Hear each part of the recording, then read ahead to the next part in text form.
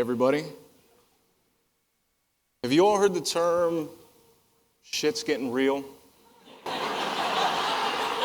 Okay. So shit is about to get virtual. And I want to talk to you all a little bit about virtual reality. You may have heard of it, you may have seen it. And we're going to talk a little bit about some things that are going to affect every single person in this room. Whether you think virtual reality has anything to do with you or not, it's going to have an impact on you. It's going to have an impact on your kids. It's going to have an impact on your family. And we'll talk a little bit about that. But first, we'll get into kind of the state of the union, what's happening in VR. So today, myself, I get to work with a group of folks, and we're using VR in some really interesting ways. We design a lot of digital experiences, but if you guys know, digital is now in a lot of physical locations and places. And some of the work that we do is around physical buildings that aren't created yet. They're still a year, 2 years away from being constructed, but we've got to figure out what's going to happen inside of them. So I'm working with teams to develop and take the architecture renderings and everything that we have to start to build these experiences out so the design teams can wear something like an Oculus and be able to stand in these places and actually design against what's eventually going to be built. It's super fascinating stuff, but there are other things happening in VR that are even cooler. If you look at what's happening in the medical world, VR is being used as a painkiller. You have people with severe burns that are in hospitals that have bandages changed and removed every day. They're putting an Oculus headset on those folks, and they're showing them a snowy scene. They're putting headphones on them, and they're giving them ambient noise. And they're realizing that people's pain threshold is significantly higher when they're going through these experiences. They're suffering less pain because they're inside of something that's taking them away from the actual physical moment. There are things happening in the military space that are very scary, creepy, going to impact us all in the future. When you think about things like drones and tanks and things that can be operated remotely, sure, they could be operated by control, but to give someone the same visibility they would have on the battlefield in a comfortable seat in Nevada somewhere is pretty crazy. And it's something that we're training kids to do today. If you think about how long kids sit in front of video games and get comfortable with the mechanics, it's going to be easy for them to kind of segue into these sorts of experiences. Why is this important? VR has been something that we've looked at for years, and it's been kind of gimmicky and sort of cheesy, but there are capabilities now and the technology is at the point where we're at the tipping point. This is why everyone here is impacted by this. If you look at our kind of history and how we've documented and experienced things, you can sort of start at the beginning with the pen, right? We wrote on cave walls, we have brushes, we painted pictures, we pulled out pens, we wrote stories, all in a way to kind of capture a moment and explain it to somebody else or put somebody in a new place. Then we moved to cameras because writing wasn't good enough. Drawing wasn't good enough. It wasn't real enough. So we moved to cameras so that we can take pictures. We went from black and white to color, but then we wanted more, right? Had to have more detail. We had to see more. So we moved into video because still isn't good enough. So now we have to see people moving. We have to see every detail. We go from standard definition to high definition. It's got to be bigger. We have to see more of the picture. And that still wasn't good enough. We had to make it 3D. Now it's not a matter of just watching a still flat image. Now I need to feel like I'm there. And whether it's fortunate or unfortunate, that's still not good enough for us. So now we take all this stuff, we strap it onto our face, all in the hopes that we can get closer to an experience. So we can get as close to living it or being a part of it as we possibly can. The technology is amazing. If you've had an opportunity to use it or see it, you know, because when you go through something in the VR experience that kind of drops your stomach, makes you a little bit queasy, you realize that there's way more there than what you get with a square television, a small screen. It's fascinating. And VR can do a lot of different things. It can take us places, put us on a beach, come home from a hard day's work. I'm going to go to Tahiti for a couple hours, turn it on, kick your feet back, read a book. Oh wait, take me to another beach, another place. You could do that. Or change it completely, right? Take me to a far off land, take me to a planet, take me someplace where I can kill aliens or do whatever I want to do, kind of escape. VR lets us do that instantaneously. Or put us in positions that we would never, ever attempt in real life. You know, there are folks out here who be like, no, they look at this picture and it's like, that makes me queasy just staring at it. But VR is going to allow us to do things where we can put ourselves as close to this type of experience as possible without risking our own lives. So that sense of adventure, all that adrenaline, all the escape are going to be things that we're going to be junkies of. If you guys think today, you're all training yourselves for VR. You just don't realize it. How many people here binge watch TV shows on the internet? Right? One more episode. Just one more. I'm not doing anything. I got time. So if you start to think of like the addictiveness that this is going to present, it's a little scary, right? Everything in moderation, that's what I say. The biggest impact, I think, for VR, we don't look at this, and when you read reports about VR, you hear about all these good things and other things that are happening, but I think the biggest opportunity is in memories. So if everybody in the room could close your eyes for a second and think about some of the best memories you've ever experienced in your life. What do you see in your head? You see a little bit of fuzziness, you see imagery, you see things moving, you can hear, you can feel, you can sense those things, but are they high definition enough? Right? Are these things that you're thinking about and these experiences that you had things that you can go back and modify? Not really, but when you think about VR and the fact that it's so high definition and it's so responsive to your kind of movement and reaction, could we theoretically go back and revisit memories in new and different ways? Now, for me, my memories, if I think about them, are all kind of cloudy and I can see things, and sometimes stuff will spark memories.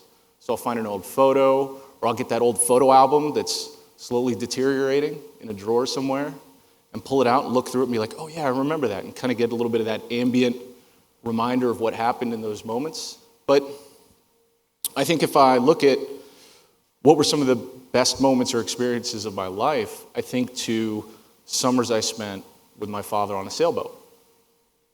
So my parents divorced when I was very young, and I would spend sort of fixed amount of times with my father, and somehow as a child or as a kid, I knew that I needed to remember these moments, because they were kind of few and far between.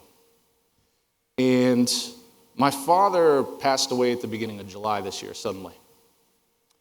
And the only thing I could do with my siblings is trade photos and exchange them as ways to kind of deal with, the pain that we were feeling from the loss.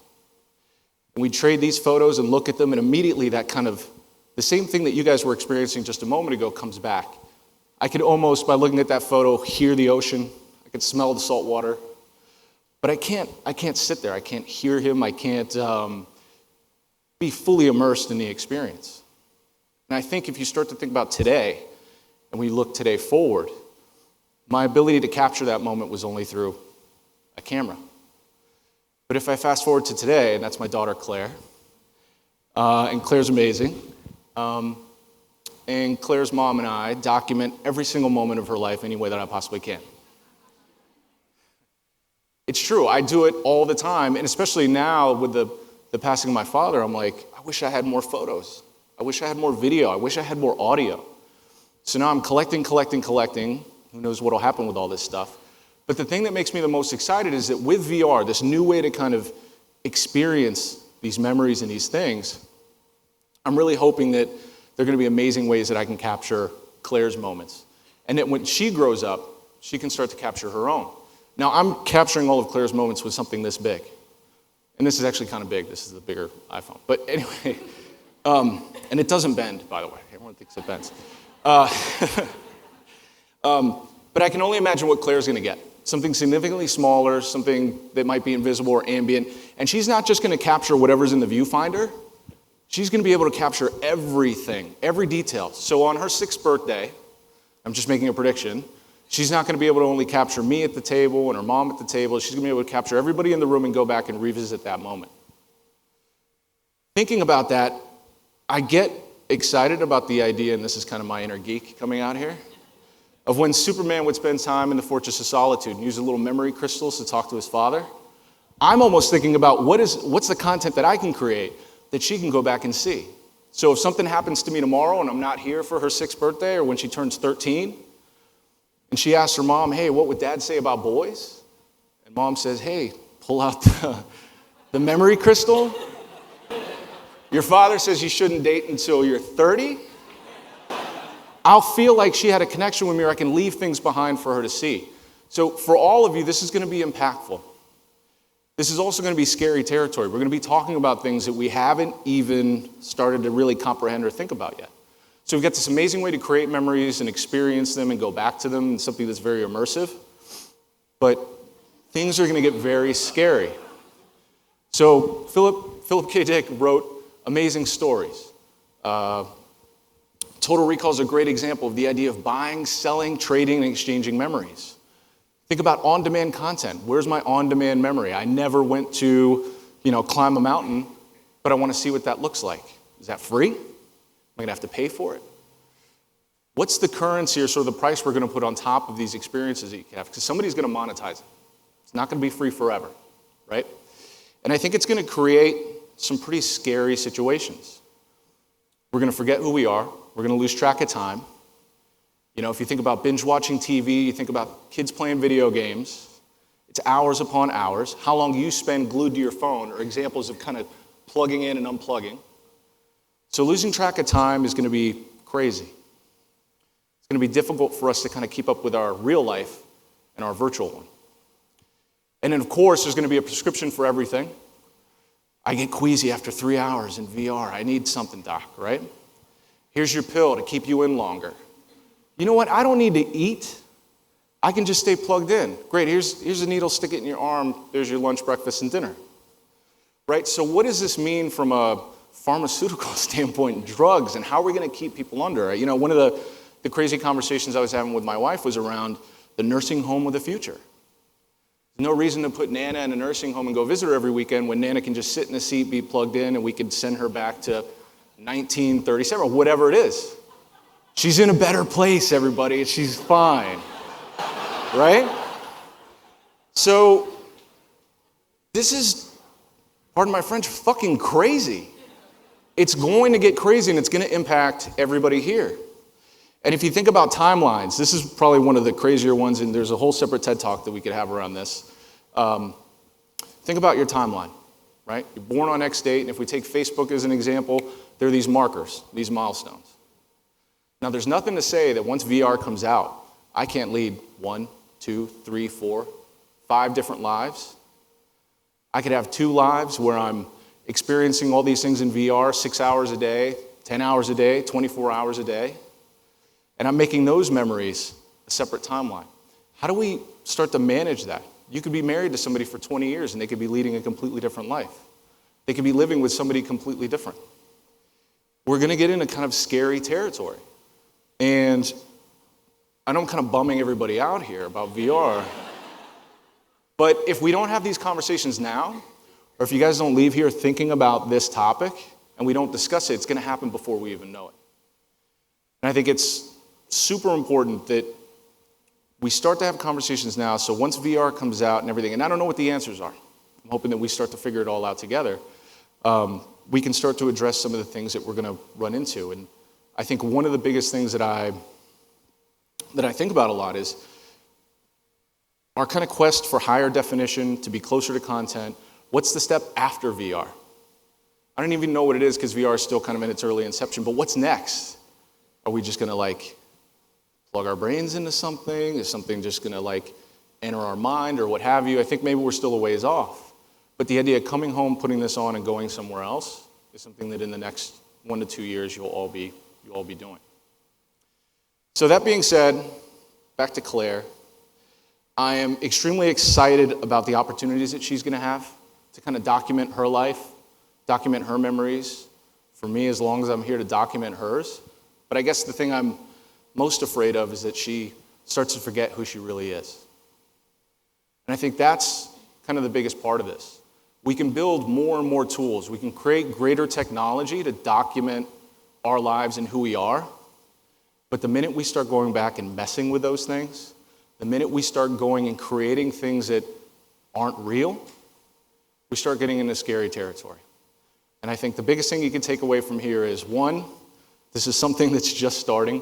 We can go back to this video in a few years and say he was either crazy or holy shit, he was onto something. But I think the biggest takeaway is that we can't forget who we are, and we can't let VR be anything other than an ability to escape, but it can't consume our lives and just make us unaware of who we are and what we do. Thank you very much.